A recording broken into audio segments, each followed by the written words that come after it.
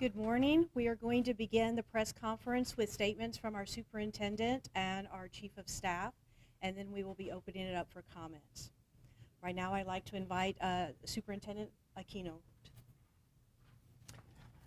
Good morning, everyone. Over the past few days and throughout the weekend, our unwavering focus has been on guaranteeing the appropriate climate in our school buildings. Our paramount goal is and will always be to fulfill our commitment to our school community. To provide you with a succinct overview of the current status as of 10:30 this morning, let me share the bottom line. Today, we open all our schools except two campuses.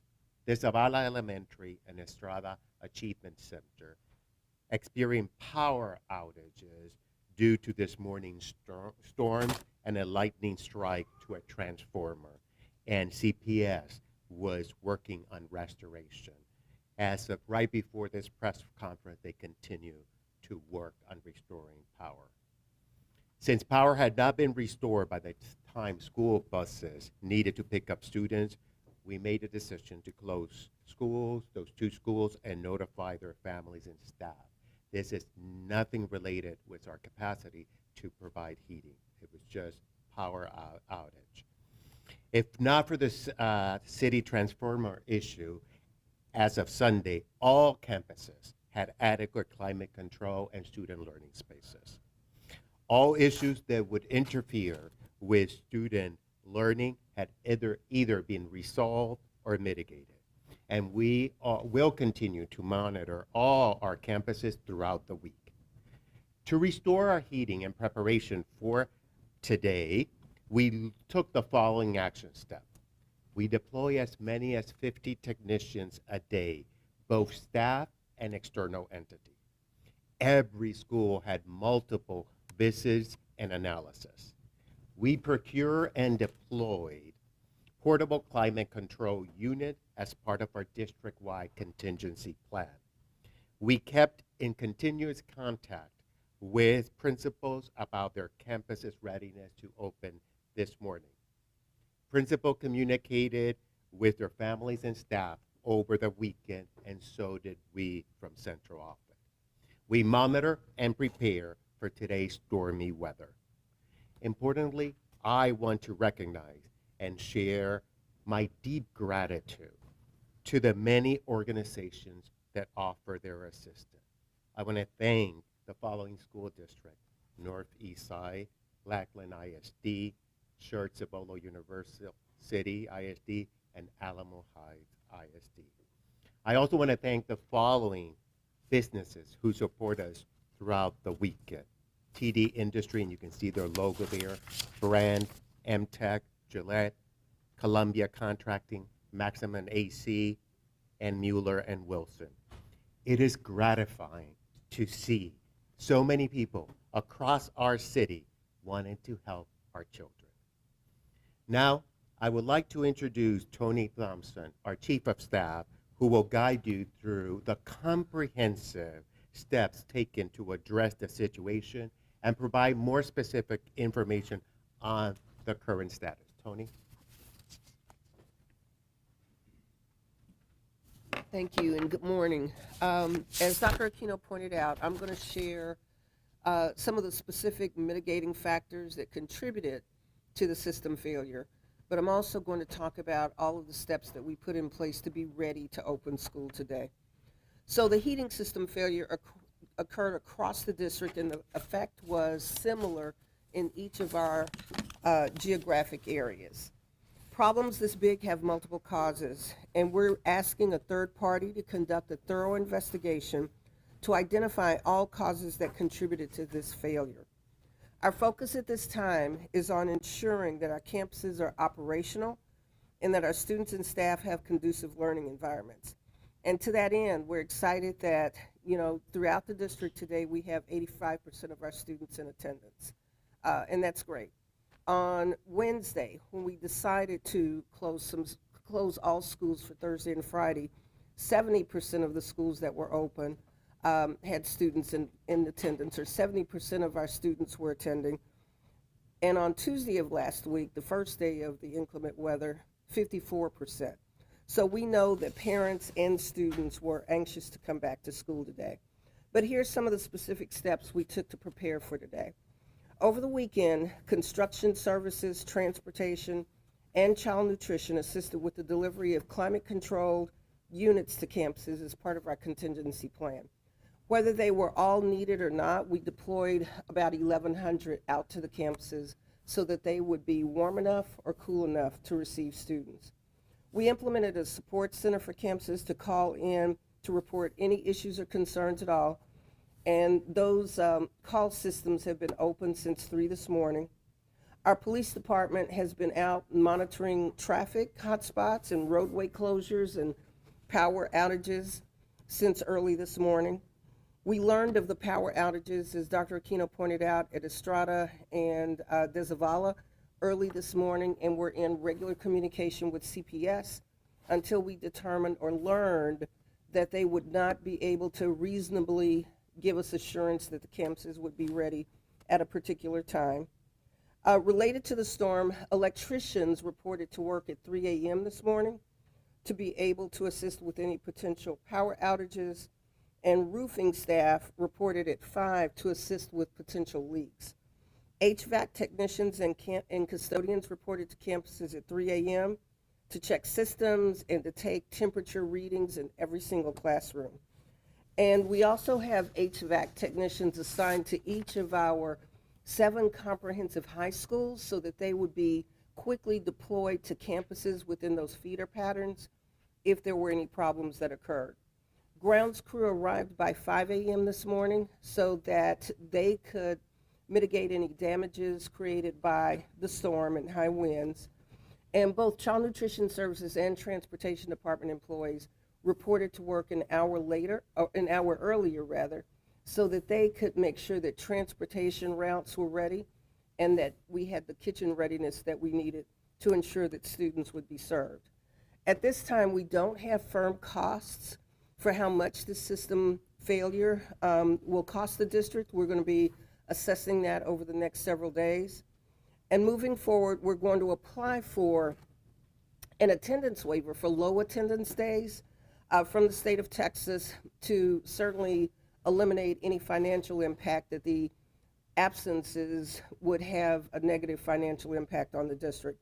But still, districts are required to have 75,600 operational minutes, and this time will either need to be managed by recouping, some time through the use of bad weather days, or by extending the school day for 5 or 10 minutes, for a period of time, depending on the campus's schedule. Our campuses have different schedules, so that analysis is happening for each particular campus. And as soon as we have that information available, we will share that with families and with staff. We've also maintained communication with the Alliance, our partner that represents employee groups, to ensure that they understand what is happening and to also be a conduit for them to share any concerns that they're hearing, out in the field. So that's where we are right now. I'm going to turn it back over to Dr. Aquino, and then we'll be prepared to take any questions that you have. Thank you, Ms. Thompson. Before we open the floor for your question, I would like to extend our deepest gratitude to the numerous contractor, city entities, and fellow school districts that collaborated with our staff to restore our heating system. It will be remiss of me not to acknowledge the incredible dedication of our school leaders, teachers, and support staff who consistently rise to meet any challenges on behalf of our children. Special recognition goes to our custodial, maintenance, and operations staff for their invaluable contributions. I visited 10 schools today, and one of them, the principals and the teachers, spend the weekend getting ready to welcome the family, every single family and student, got a thank you bag with some treats and a nice card. That was consistent across all our schools, and our kids were excited to be in classrooms learning. I am also profoundly grateful to the San Antonio Alliance for being a dedicated partner throughout this process. Alejandra Lopez, their president, thank you for exemplifying how collaboration between labor and management can be truly a powerful partnership on behalf of our students. Your commitment and the commitment of who you represent has been instrumental in overcoming the challenges that we face and ensuring a positive impact on the education we provide. Lastly, I want to express my sincere thanks to our families and students for the grace that they have extended us during these challenging times. Your understanding and support have been crucial, and we truly appreciate it. To conclude, I think it is crucial to clarify that our HVAC system did not collapse overnight. Rather, the infrastructure has aged over time. This is a widespread issue. Like many districts, SAISD is facing the challenge of deferred maintenance due to being underfunded. In the spirit of transparency, last year I did increase the budget allocation to enhance building maintenance, and more could have been allocated, except for the financial constraint our district and all districts in the state of Texas face. Educational leaders across the country find themselves in challenging situations. Superintendents shouldn't have to choose between appropriately compensating staff and focusing on building maintenance. Principals, too, shouldn't face the dilemma of whether to hire a social worker over a librarian. Unfortunately, this is the reality we're currently navigating. To address these issues in a more sustainable way, SAISD, as you well know, recently underwent the right-sizing of schools. During the right-sizing community meeting, I sounded the alarm that we could not continue investing in emptying buildings at the expense of the quality of education we provide our students. We were proactive, and as you know, we had some pushback against school closures. Let me emphasize this. With the existing funding structure, we cannot offer all that our students deserve and that they are entitled to. Difficult choices must be made, and the community needs to know that these choices have consequence. With 36 years in education, it's disheartening to me to see educators across the country constantly fighting for necessary funding to provide a high-quality education.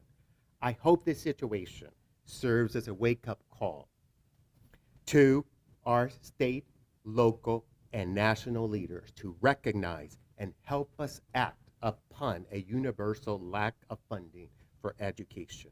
Our children deserve better, and it's time for action to ensure that we receive the education, funding, and resources needed for our students to thrive. And now, we will accept questions from the media, and I want to acknowledge that we are here supported by our president, board president, Cristina Martinez, trustee Leticia Osuna, and trustee Ed Garza. You said that all the problems have been either resolved or mitigated. There's also mention of 1,100 portable climate units. So does that mean that the boilers or the heating systems are not all fixed?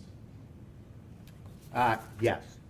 So we have actually technicians on site, as Tony mentioned. We actually have them also stationed at each of our comprehensive high school, and we're still working on some of our boiler system. So it's a fluid thing, but what I want to emphasize, all our students are in learning spaces that are comfortable. How many schools still need repairs done? Tony? As of this morning, because again, this has been very fluid, we had 5 campuses that had rooms that were too warm. We had 3 campuses that had rooms that were too cold. And that's an improvement over last night. We had more than that last night, so it's very fluid. And again, we have the technicians deployed so that they can get back out there to get things back on track. So is that 8 campuses total, or do those numbers overlap? Or No, they don't overlap. Okay, and I know we talked about the difference between schools and campuses before. Some of your campuses have multiple schools on them. So is it 8 schools or 8 campuses and more schools? I believe it's 8 campuses, isn't it? It's 8 campuses, Okay. not 8 8 schools. facilities, 8 sites, 8 schools? 8 sites.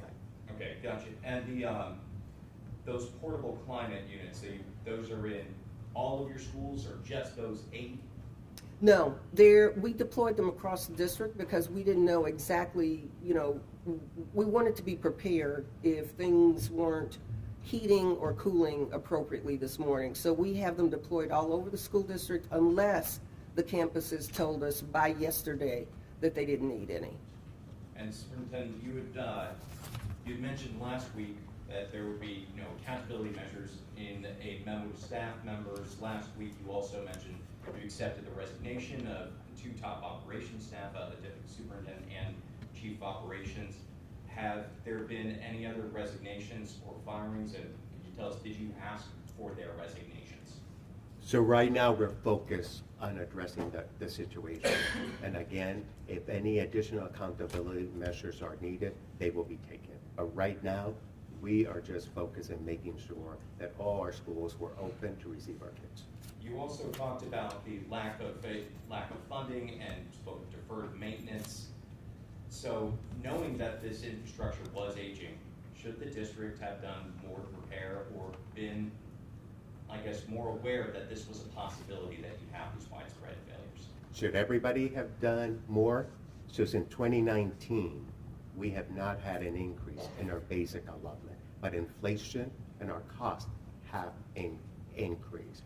And we did, as I said, we increased the budget for our maintenance and operation. Probably not enough, but at the same time, we are also facing multiple crises. We are facing a huge shortage of teachers and educators. That's why we also invested our limited resources in making sure that we compensate our staff, at the same time increase our operation maintenance. Any other? Sir, do you have a price tag on the repairs? And if not, when will? We don't yet because we're still conducting our analysis, but we hope to have that within a few days. You also mentioned a third-party report. Who are you going to be hiring, and what is your timeline for that? Our timeline is to get it established, to get it scheduled immediately. We already have an expert that's been working with us over the weekend to, help us evaluate, boots on the ground, help us evaluate what some of the problems are, and to help mitigate those problems. So we hope to have a comprehensive assessment finished just as quickly as we can. Certainly may take a few weeks, but that's our intention. Considering the scope of the issue that arose last week, should the district have seen this coming as a possibility? Well, we have a number of complicated, factors that are contributing to this problem.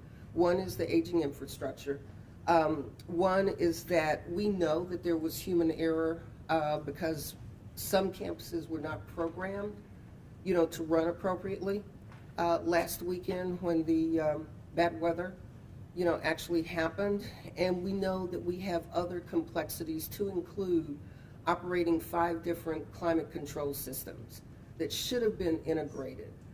They've been added over time, and as a result, that has also created some challenges for, our HVAC department to monitor each of the systems that are impacted or that are aligned with those different climate control systems, and actually having other external groups, monitor that for us. So we know that we have those challenges that, should have been managed by now.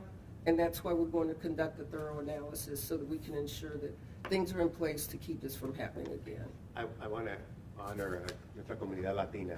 I think. Do you have any question o quiere que diga Si pudiera dar un resumen? Sí, por favor. So, hoy abrimos todas nuestras escuelas con la excepción de 2 planteles escolares. La escuela primaria de Zavala y Estrada Achievement Center experimentaron cortes de energía debido a la tormenta de esta mañana y la caída de un rayo en un transformador. CPS o la compañía de energía está trabajando en la restauración. Antes de venir a esta rueda de prensa, nos comunicamos con CPS y todavía no habían restaurado la energía eléctrica en esos dos planteles escolares. Inmediatamente nos notificaron de eso, tomamos la decisión de cerrar esas dos escuelas y nos comunicamos con los padres y la familia. Si no fuera por el transformador de la ciudad que sufrió el rayo, a partir del domingo 21 de enero, todos nuestros planteles escolares tendrían espacios de aprendizaje estudiantil. Porque resolvimos todo nuestro problema o lo mitigamos, lo reducimos. Y estamos continuando monitoreando nuestras escuelas durante toda la semana. Para restaurar el sistema de calefacción en preparación para hoy, tomamos la siguiente medida. Desplegamos más de 50 técnicos al día, tanto propios de nuestro personal como entidades externas. Adquirimos y desplegamos unidades portátiles con clima controlado como parte de nuestro plan de contingencia. Nos mantuvimos en contacto directo, yo personalmente, con todos los directores sobre la preparación para abrir sus planteles escolares esta mañana. Los directores se comunicaron con sus familias y el personal durante el fin de semana. Monitoreamos y nos preparamos para el clima tormentoso que experimentamos hoy en la ciudad de San Antonio. Es importante que quiero reconocer y compartir mi profundo agradecimiento a las numerosas organizaciones que ofrecieron su ayuda. Fue una colaboración en la que muchos se unieron para ayudar a que nuestros alumnos regresaran a los salones de clase. Quiero agradecer a otros distritos escolares, Northeast, Lackland ISD, Short Cibolo, Universal City, Alamo Heights. También quiero agradecer a muchos de la industria que ven en la pantalla por ayudarnos en estos momentos de crisis. Es gratificante que tanta gente en nuestra ciudad quería ayudar a nuestros estudiantes. Quiero también agradecer profundamente a nuestros líderes escolares, a nuestro maestro personal de apoyo por siempre hacer lo que se necesite por nuestros alumnos. Y un gran agradecimiento a la Alianza de San Antonio, la organización que representa a todo nuestro personal, representada hoy aquí por Alejandra López, su presidenta. Ella y su organización han demostrado lo que se puede hacer con sindicatos y administración en beneficio de nuestros alumnos. What did those other school districts do to help you? They provided HVAC techs. They dispatched HVAC techs so that we had more and then we could send them to analyze and diagnose the situation in each of our schools. And when you say a temperature in a room is too warm or too cold, what is the temperature standard that you aim for? 68 degrees to 72 during this time in the winter. Estaba diciendo un poquito de los fondos y que de las declaraciones como tiempo, que esto no fue algo de ayer. Sí. También hay que enfatizar que esta situación no pasó en una noche o en un fin de semana. Este es el resultado de tener edificios o planteles escolares bien viejos. Y además es la situación financiera en que nos encontramos en el estado de Texas, lo cual no solamente en el distrito SAID, pero muchos distritos a través del estado no tienen los fondos necesarios para dar el propio mantenimiento a todos nuestros planteles. Quiero recordarle que desde el 2019 los fondos por estudiante no ha aumentado. Tenemos la misma cantidad que recibíamos en el 2019, hoy en el 2024, 5 años más tarde.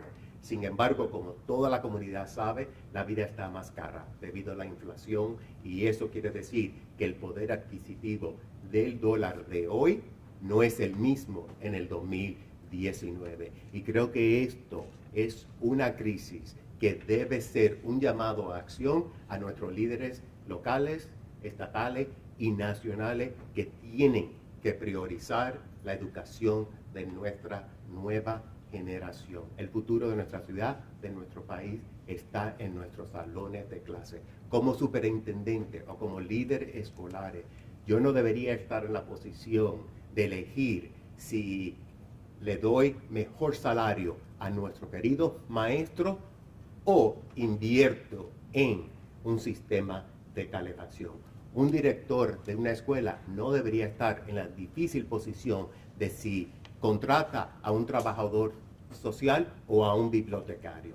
Pero esa es la situación que no solamente yo, pero a través de todo el país, los superintendentes y líderes escolares. Yo tengo 36 años en educación y no creo que en mi vida antes de morirme, voy a ver en este país una ocasión en la cual nosotros, los educadores, no nos tenemos que hincar en nuestra rodilla para pedir que nos den los fondos necesarios para educar a nuestros increíbles alumnos. You said that there are 1,100 climate-controlled units throughout the district, so that means that most of the repairs have not been done, right? Those 8 schools are just because the temporary. How many repairs still need to be done that aren't, like how many controlled units, like how many buildings need to be repaired so that you don't need those temporary units anymore? 10%, as of last night, 10% of our campuses were in a green zone, which meant that they were pretty much up and running. They were functional. May have needed to make some adjustments for some classrooms, but by and large, they were okay. Then we had about another 50% that were in stages of readiness, and that's one of the main reasons we just wanted to have the climate control units out there so that they would be prepared to still function and serve students today. And then last night, about 27%, still had some issues, to include boiler issues, and even that number has decreased today.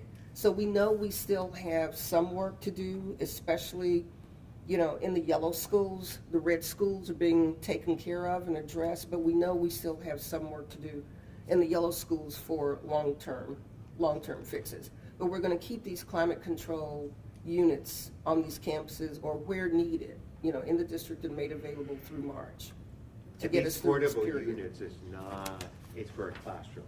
So that's why the number. So in some places we only have one or two classrooms. So that's why the number. But I want to emphasize, I visit 10 and I got a report from almost every school. You saw the kids engage in meaningful learning. Right, like the important thing is making sure that kids are able to learn right now, but what I'm trying to figure out is like long-term scope, like how many systems really broke down. I know you said 70% of schools were too cold last week, so does that mean how many of that 70% have like boiler issues, how many were human error? Can you have that number yet? We don't have that number yet. It's not a finite number yet because we're still conducting that analysis. For about a third of our schools last weekend, part of the problem was that they hadn't been reprogrammed. And that contributed to, the heating failure. So we're still analyzing that, and that'll be part of our final after-action report. But we do know, again, that we still have some problems because of aging systems and infrastructure that we'll continue to have to deal with, to include looking at integrating our different climate control systems. And that's what I wanted to emphasize. One of the things, the lessons learned as we start thinking also about long-term solutions, we have 5 different control systems, which is really inefficient. A lot of the districts in the surrounding area only have one system. So you're probably asking, so why do we have 5 systems? Is tied to the fact that we do have aging infrastructure. So when we have old buildings, we needed to keep the systems that will work with the boiler or that HVAC system. Some of the most modern would not work, but it's something that we need to address. So we looked at making sure we're more efficient, making sure that we look at our aging infrastructure. As of Friday, we completed a facility conditions assessment done by an external organization, which will provide us by expert a lifespan of the building, all parts of the building, plumbing, HVAC, cooling, everything. Lo último que dije. Una de las lecciones, o varias de las lecciones que hemos aprendido durante esto para tener un plan a largo plazo de prevenir que esto vuelva a ocurrir, es que descubrimos que tenemos 5 sistemas automatizados para que manejan nuestro sistema de calefacción. Y eso no es una manera eficiente de desarrollar o manejar el distrito. Seguro se preguntarán por qué tenemos 5 diferentes sistemas cuando muchos distritos en nuestra área tienen 1 o 2. La situación es dependiendo de que tenemos muchos edificios viejos y como tienen viejos sistemas, no se puede poner un sistema más moderno, o sea que teníamos que mantener los sistemas antiguos mientras estamos modernizando los sistemas de calefacción. Esa es una de las cosas que hemos aprendido y vamos a estar trabajando en eso. ¿Y qué es la temperatura necesaria para funcionar? ¿La temperatura necesaria para funcionar las clases? ¿Qué temperatura? El rango es de 68 grados a 72 grados Fahrenheit durante el invierno. We're going to be taking the last questions. Any more questions? How does the state reimbursement deal work? If the kids aren't in their chairs attendance-wise, the district doesn't get paid, and the district lost a week. So is the district, are y'all going to lose money? We're actually going to ask the state for waiver for the poor attendance days, and that would be Tuesday and Wednesday. Because our attendance had dropped, I think it's 10%. If you drop more than 10% below, what your average daily attendance is, then the state will consider a waiver.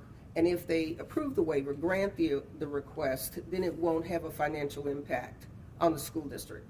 As far as the 2 days that we closed across the district are concerned, we'll either, if necessary, make those up through dedicated bad weather days or inclement weather days that are on our instructional calendar, or we can make it up where it's needed by adding 5 or 10 more minutes a day to campuses that would run short, because we have a minimum of 75,600 minutes that need to be part of the operational calendar. So we have that analysis, and then in the next few weeks, we'll determine who needs to make up what, or we'll see if there are going to be other inclement weather days, because February is usually our most challenging month. And if necessary, we'll invoke those inclement weather days. But if not, the campuses that need to make up some time can add to their calendars. And we'll communicate that to parents and staff members as soon as we know. So what Ms. Thompson is saying, we are not anticipating as of right now losing any funding for the days that we were closed or the days that we dismiss or have poor attendance, because we are applying for a waiver. And I've been in touch with our commissioner since last week, and he did say just submit the waivers and we will consider. So right now, we don't anticipate losing funding. Thank you very much. That concludes our press conference. Thank you for coming.